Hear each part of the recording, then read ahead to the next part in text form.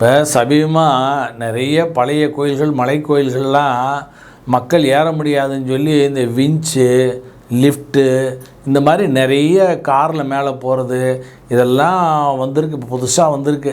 ஆதி காலத்தில் இதெல்லாம் கிடையாது. ஏன் ஒரு 50 வருஷத்துக்கு முன்னாடி கூட கிடையாது. ஏன் கிடையாது? ஏன் அந்த மலை மேலே போய் அந்த முருகர் உட்காந்துருக்கார் பழனியில்?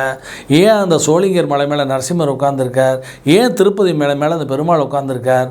எல்லோரும் நடந்து வரணும். அந்த மலை மேலே நடந்து வந்து அந்த வெயிலில் ஷெட்டு கூட போடக்கூடாது. அந்த வெயிலில் நடந்து காலில் வெறும் செருப்பு போடாமல் காலில் நடந்து வரணும்.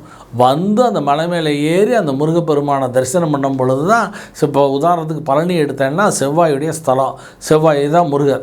அப்போ அந்த இரத்தத்தில் உள்ள பாவங்கள் போகணுன்னு சொன்னால் அந்த நடந்து வந்து அந்த கர்மாவை விறுவிறுத்து அந்த இரத்தத்தினுடைய வேர்வை வழியாக அது பாவங்கள் போனால் தான் அந்த கர்மா தீரும். நீங்கள் வெஞ்சில் போய் பழனி தரிசனம் பண்ணுறதுல எந்த பிரயோஜனமும் இல்லை, சோளிங்கர்லேயும் பிரயோஜனம் இல்லை.